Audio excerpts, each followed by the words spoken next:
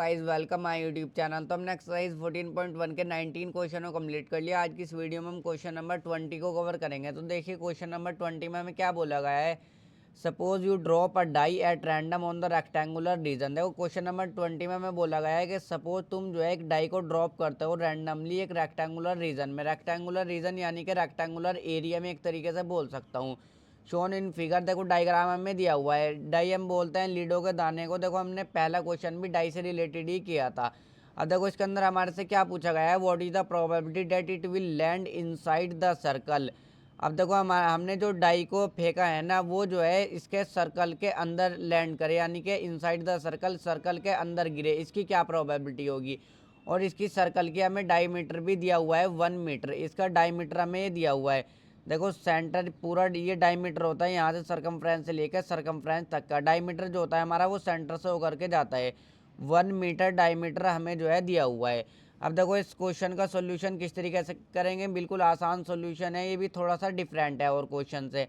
सबसे पहले मैं जाऊँ, देखो यहाँ पर रेडियस को फाइंड आउट करूँगा। रेडियस फाइंड आउट करना आपसे बहुत अच्छे से आता ही होगा। रेडियस का फॉर्मूला क्या होता है, डायमीटर अपॉन 2। अब देखो यानी कि रेडियस जो होती है वो हाफ होती है सेंटर से लेके सरकमफ्रेंस तक की, और डायमीटर पूरी होती है। तो देखो यहाँ पर डायमीटर हमें क्या दिया हुआ है, 1 मीटर, यानी कि 1, और अपॉन में 2 एज इट इज आ जाएगा। तो आर रेडियस वैल्यू क्या आ जाएगी, आर की वैल्यू आ जाएगी हमारी 1/2।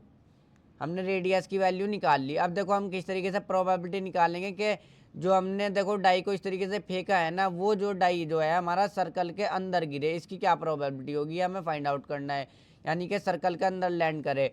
अब देखो प्रोबेबिलिटी हम निकालेंगे, प्रोबेबिलिटी। अब देखो फॉर्मूला क्या हो जाएगा, फॉर्मूला हो जाएगा यहाँ पर जब भी हम देखो एरिया के अंदर रैंडमली फेंकते हैं ना किसी चीज़ को, तो फॉर्मूला क्या हो जाएगा, फेवरेबल एरिया। यहाँ पर फॉर्मूला क्या हो जाएगा, फेवरेबल एरिया अपॉन में टोटल एरिया, अपॉन में टोटल एरिया। तो फॉर्मूला हमने लिख लिया, फेवरेबल एरिया अपॉन में टोटल एरिया। अब फेवरेबल एरिया क्या है हमारा, फेवरेबल एरिया जो है हमारा सर्कल का एरिया। टोटल एरिया तो हमारा रेक्टेंगल का एरिया हो ही जाएगा। देखो ये सर्कल भी इसी रेक्टेंगल का एरिया है, तो टोटल तो हमारा ये हो जाएगा सारा टोटल, यानी कि रेक्टेंगल का एरिया हो जाएगा टोटल तो हमारा। तो यहाँ पर क्या लिख दोगे, नीचे तो आ जाएगा हमारा टोटल में तो एरिया ऑफ रेक्टेंगल, और फेवरेबल एरिया जो हो जाएगा वो सर्कल का एरिया हो जाएगा, क्योंकि यहाँ पर बोला है कि डाई जो है हमारा इनसाइड द सर्कल, यानी कि सर्कल के अंदर लैंड करे।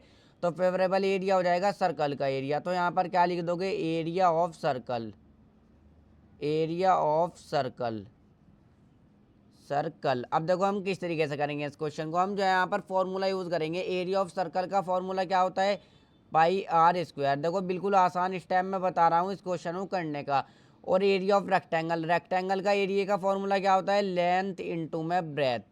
क्या होता है, pi r square. Area of circle का formula, area of circle is equal to pi r square, area of rectangle is equal to length into में ब्रेथ।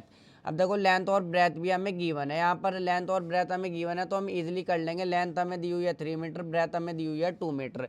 तो यहाँ पर देखो नेक्स्ट पेज पर करता हूँ, यहाँ पर जगह कम है, तो आगे मैं इसी तरीके से बिल्कुल लिख लूँगा जिस तरीके से मैंने लिखा है।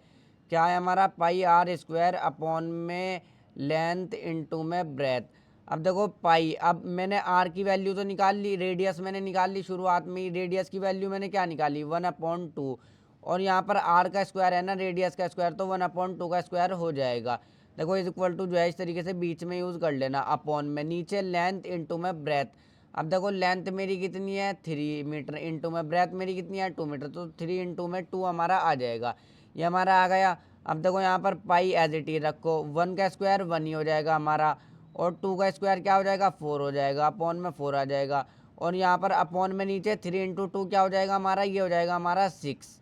तो ये हमारा 6 हो गया। आप देखो पाई की मल्टीप्लाई करो 1 में, तो ये हमारा जो है पाई हो जाएगा। पाई की मल्टीप्लाई 1 में हो जाएगी, पाई हो जाएगा, और अपॉन में 4 जो है हमारा एज इट इज़ आ जाएगा, और अपॉन में 6 भी जो है हमारा एज इट इज़ आ जाएगा। अब देखो हम जब भी हमारा इस तरीके की वैल्यू आए, हम उसको किस तरीके से सॉल्व करते हैं। हम जो है इसको, ये तो हमारा पाई अपॉन 4 फ्रैक्शन में है, मैं इसको 6/1 इसको भी जो है फ्रैक्शन में कर लूँगा। इज इक्वल टू जो है इस तरीके से बीच में लगा लेना। मैंने इसको भी क्या करा, फ्रैक्शन में कर लिया। अब किस तरीके से हम इसको सॉल्व करते हैं, ऊपर वाला तो हमेशा एज इट इज रख दो, ऊपर वाली फ्रैक्शन हमेशा एज इट इज रख दो, यानी कि पाई अपॉन 4 को तो रख दो एज इट इज, इनटू में मल्टीप्लाई कर दो इस वाली नीचे वाली फ्रैक्शन को रिवर्स कर दो, यानी कि पलट दो। ये 6/1 है ना, तो 1/6 कर दो। हमेशा ऊपर वाली फ्रैक्शन को एज इट इज लिख दो और इसको जो है पलट करके लिख दो। अब पाई की मल्टीप्लाई 1 में करो तो पाई हो जाएगा, और 4 6 कितना हो जाएगा, 24 हो जाएगा। पाई अपॉन 24, यही जो है फाइनल आंसर हो जाएगा, यानी कि सर्कल के अंदर वो हमारा डाई गिरे उसकी प्रोबेबिलिटी ये हो जाएगी।